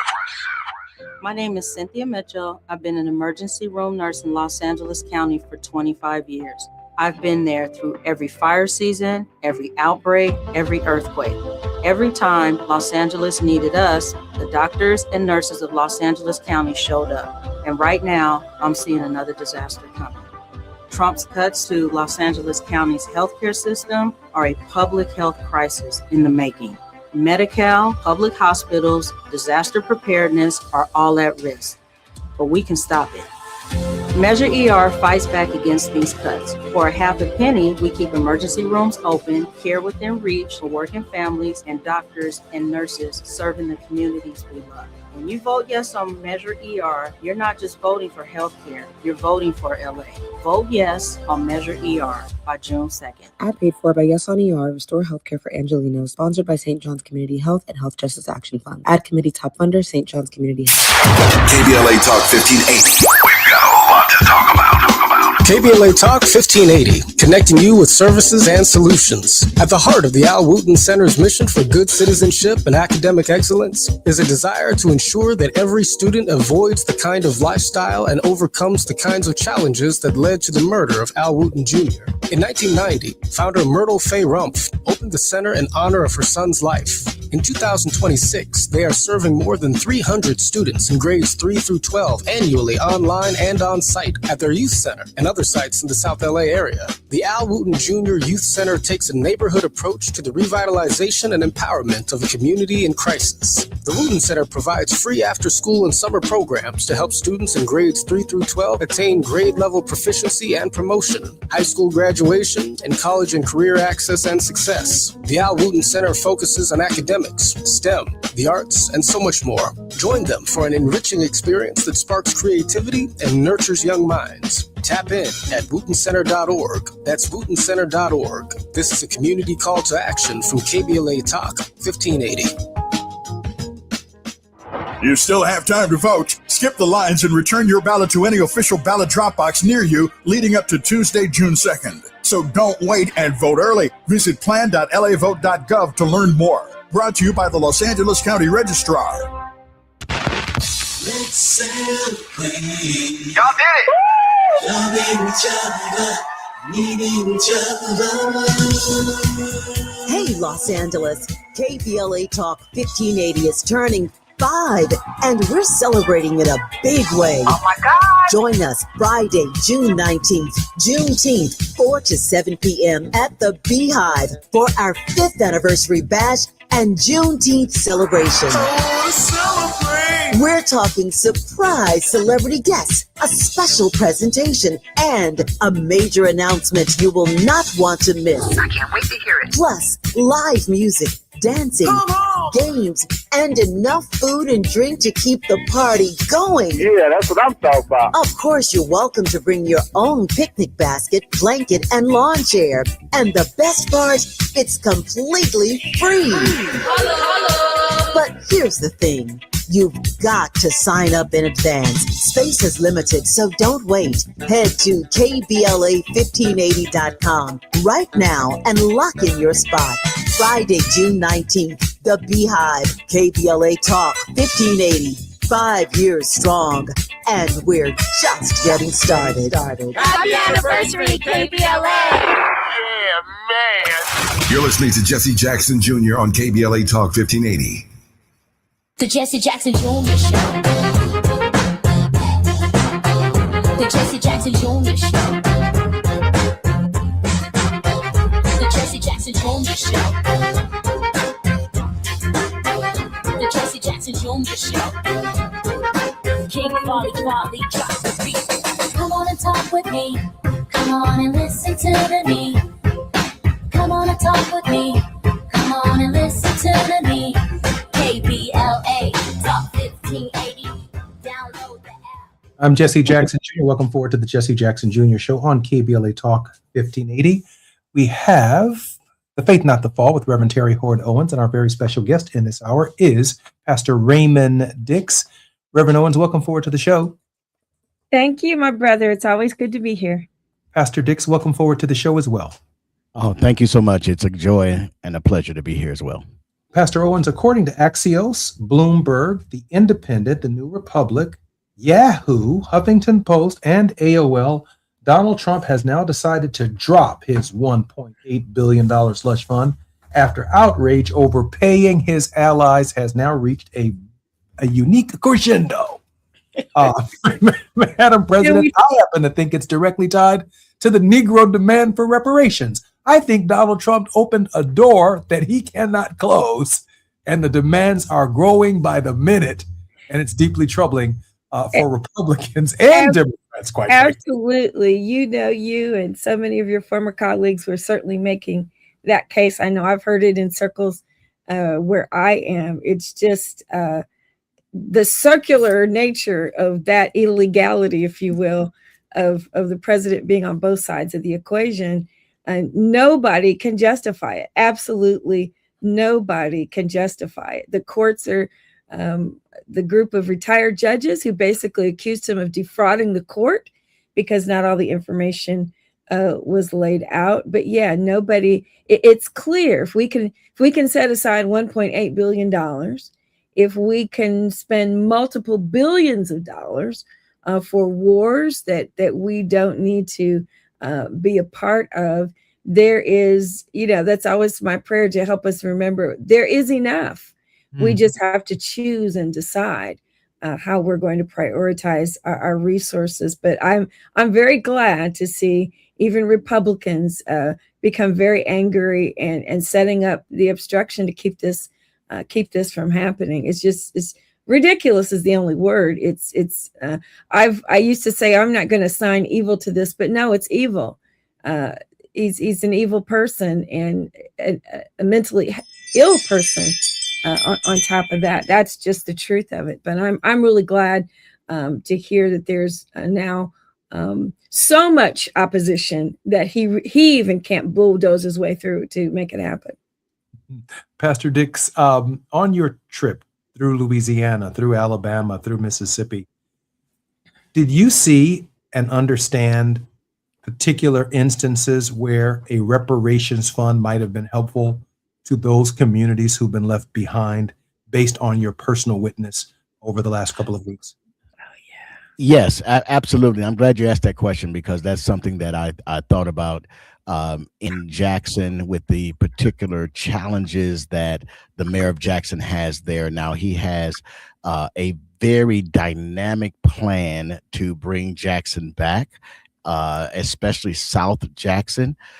But again, when you look at the economic resources that are going to be required, it's going to be a challenge for him. Also, Selma, as I said earlier, still struggling to have any business investment. People growing up there leaving as soon as they get old enough to buy a ticket somewhere.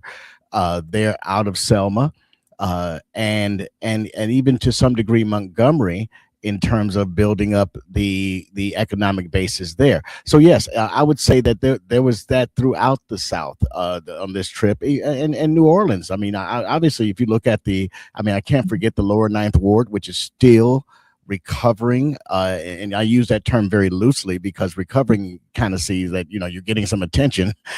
There's some medical help going on, but they're still trying to recover from Hurricane Katrina, the Plaza, Hurricane Ida, and the Cancer Alley issue. So yes, the answer to your question would be unequivocally yes, that those problems could be addressed by reparations. Now, let me just say very quickly, I think that, and maybe I'm giving Donald Trump too much credit here, but I don't think he was ever intending to give that $1.8 billion away. I think he was intending to politically placate those people that helped him get elected and then shrug his shoulders and say, I tried. Now, again, he is a very, very, very shrewd, I'm not saying, brilliantly intelligent, but shrewdness and intelligence are kind of two different things, in a sense. So I don't think he ever intended to do it. I just think he intended to say, I tried to do it. He knew that could not fly. He knew it wasn't going to fly. I think you're giving him a lot of too much credit. I think if he could give it away, it's could be the pastor in me. I don't know. Hope for the best of all people. I think the first plan was to pocket. They told him he could not get away with trying to pocket, because that was his initial plan, was to sue for $10 billion for his own reparation, and he was told that would not fly. Yeah, I think that's right. I have argued that reparations should present itself in a form that benefits our communities and, quite frankly, all Americans, for that matter. If healthcare, for example, were a constitutional right of equal high quality for all Americans, and it guaranteed healthcare for my children, my children's children's children, my children's children's children's children's children, of equal high quality for the rest of their lives from now until the end of the United States. And there were poor white families in trailer parks, Hispanics in barrios and ghettos who were also beneficiaries of such a gift, and it improved the health and the quality of life for millions of people. And it's because they owed us that it applies for all Americans. I would consider that to be not just a reparation, but an organized reparation that's actually planned out budgetally every year by the Congress of the United States to accomplish this unique goal for all of the American people, therefore raising the healthiest people in the history of the world right here in the United States.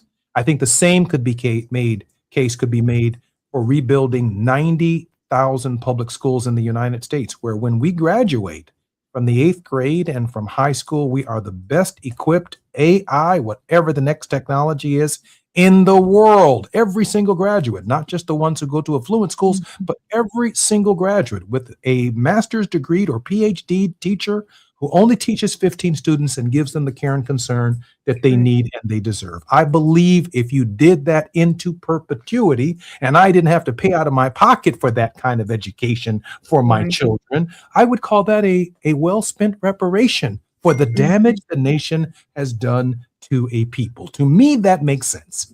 The idea of writing somebody a check and they go down the street and get something to drink with it is an unacceptable form of reparation. Yeah.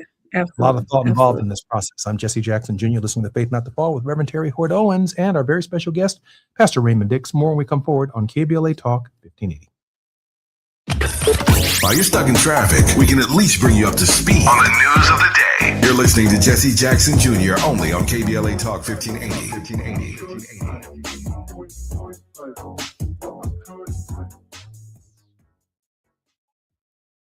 Why'd I go to the doctor? Working on the farm, my heart kept skipping a beat.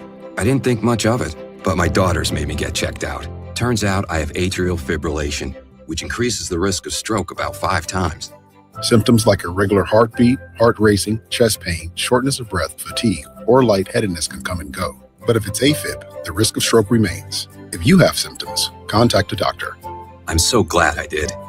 Visit notimetowait.com. Sponsored by Bristol Myers Squibb and Pfizer. This is the story of the one who keeps multiple buildings running smoothly day after day. Plumbing that flows, HVAC that hums, cleaning supplies that keep surfaces sparkling. That's why she counts on Grainger. With easy reordering online and 24/7 support, Grainger helps her keep the products she needs on hand. So shelves stay stocked and buildings stay ready. Call 1-800-GRAINGER, click Grainger.com, or just stop by. Grainger, for the ones who get it done. Going to a World Cup match in LA this summer?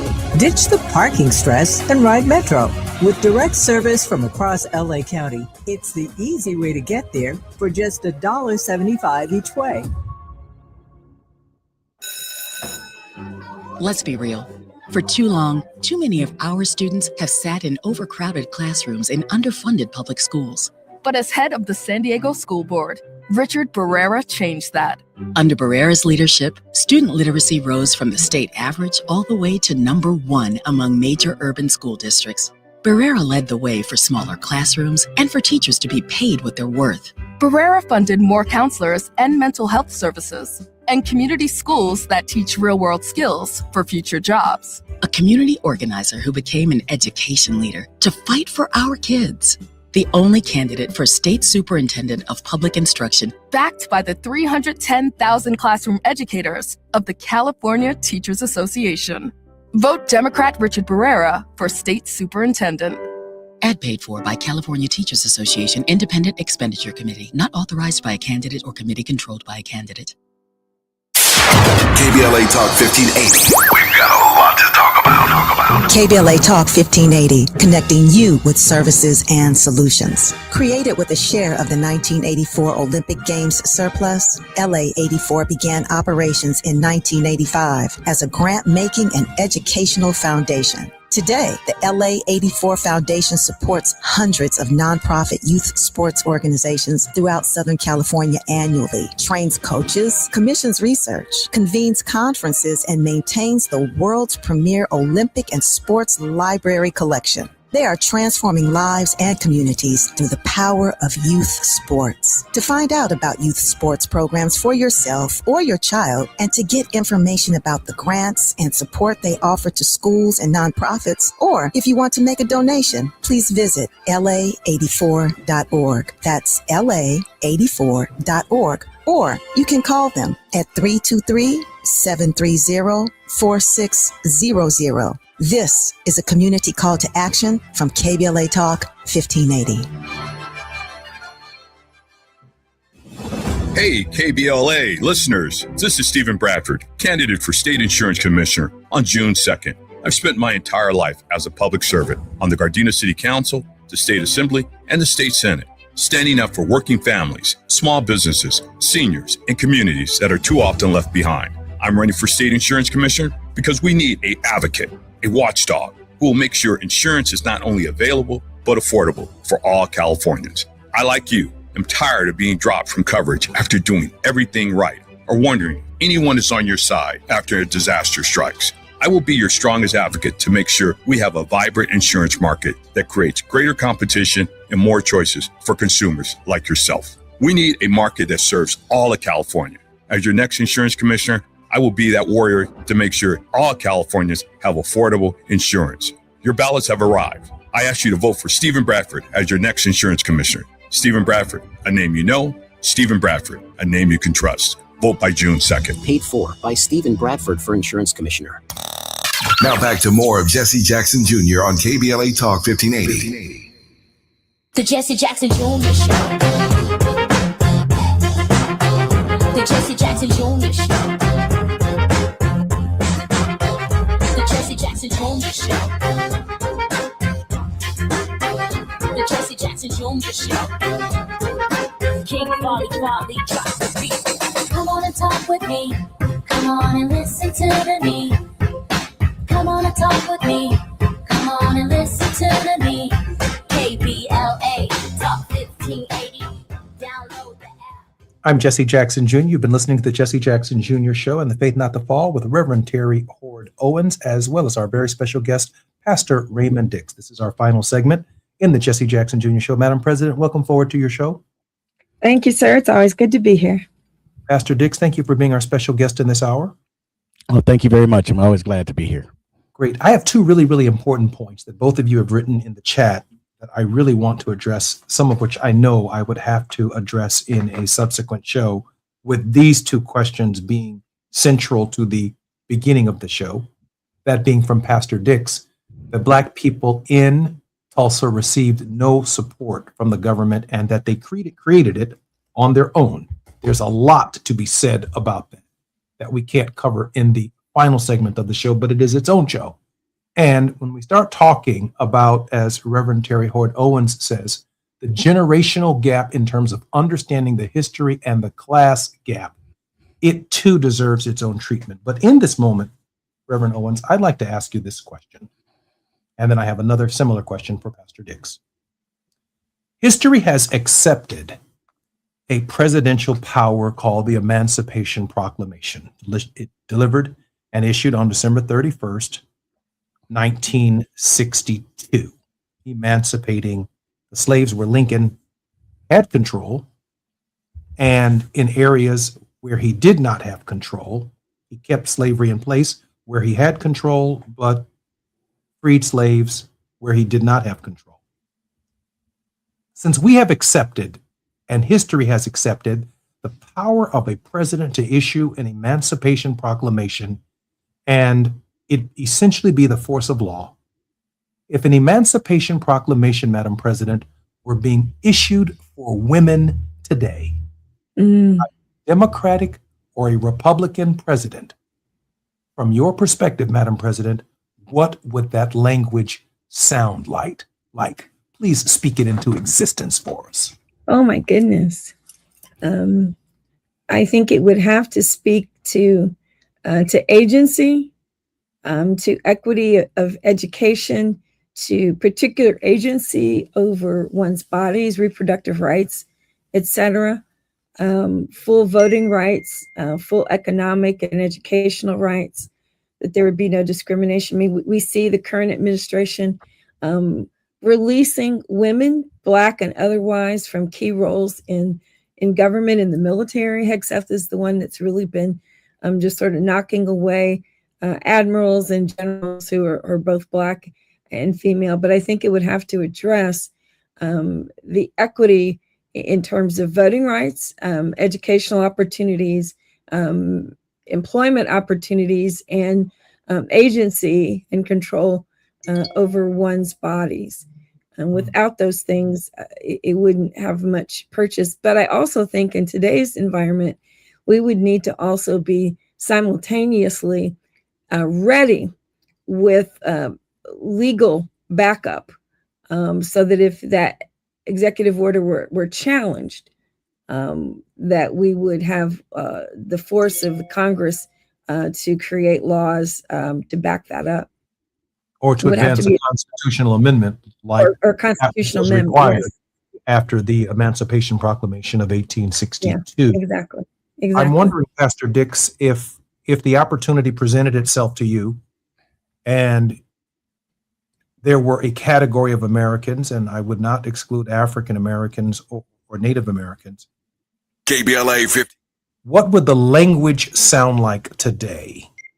Without the support of Congress, without the need of the Supreme Court, because their history has shown us that the President of the United States can issue an Emancipation Proclamation. What would that language sound like from your perspective today, Pastor Dix? Well, I think, first of all, it's important to recognize that whatever that language is, there's going to be a effort to challenge it on its validity, as it was, as Lincoln believed with the Emancipation Proclamation, that it would not stand. But if it could get to a constitutional amendment, that'd be great. But I think it would talk about very much removing the impediments from people to create and build for themselves. I think that opportunity, as much as the Republican Party says that these things are available, when you look at substandard spending in education, and when you look at community policing and how those things are done differently, when you look at the inequities in sentencing for criminal offenses that affect Black and brown people more than they affect white people, but in general they affect poor people. And I think that that's part of the dynamic that we have to look at. So what that language would be we're going to make sure that in all cases, that as much as possible, that these impediments are removed so that people can pursue what this country's creed said that it is, the pursuit of life, liberty, and happiness. And that's something that I think that language would have to include, removing those impediments and allowing people to live to the fullest of their potential under the guidance and the eye of God. I would support both of these efforts by Reverend Terry Hoard Owens and Pastor Dix. Of course, I have argued and continue to argue that if the President of the United States, and there are 77 million men and women who've been to prison, both at the federal and state level, who did exactly what the judge in their cases said do. They did exactly what the jury in their cases said do. The Emancipation Proclamation issued in 1862 on December 31st had the effect of freeing 3.1 million to 3.5 million people over the life of the Emancipation Proclamation. That if you forgave 2.5 million people who paid their debt to society, or any integral greater than that, it would rival the Emancipation Proclamation by restoring life to the American people on a scale that we haven't seen since 1862. That can be done with the unfettered power of the pardon. Can't be debated by Congress, cannot be challenged by the courts. And I'm not talking about violent people. I'm not talking about letting anybody out of jail who has not paid their debt to society, or people who are extremely dangerous and need to remain in prison for the remainder of their days. That is not what we're discussing. We're talking about people who made a mistake at some point in time in their life, and they can't shake the felony conviction without the federal pardon power. And so, yes, I support the idea by Reverend Terry Hoard Owens, an emancipation for the agency of women. They can control their own bodies. How freeing and liberating it would be. An emancipation that Pastor Dix advocates for, the complete emancipation of people who find themselves in some form of bondage. And of course, but not limited to, men and women who have paid their debt to society in full, whether it's a Democratic president or Republican Party, for the 50th anniversary, the 250th anniversary of the people of the United States, we ought to grant them full liberation and a rebirth of a new nation, a nation dedicated to the principle that all men and women are created equal. I'm Jesse Jackson Jr. You've been listening to The Faith Not the Fall with Reverend Terry Hoard Owens and Reverend Raymond C. Dix. I can't wait to have both of them on again. Reverend Owens, I look forward to your next show, and I'm so grateful for your regular participation. More on KBLA Talk 1580 when we come forward. Until tomorrow on Tenacious Tuesday.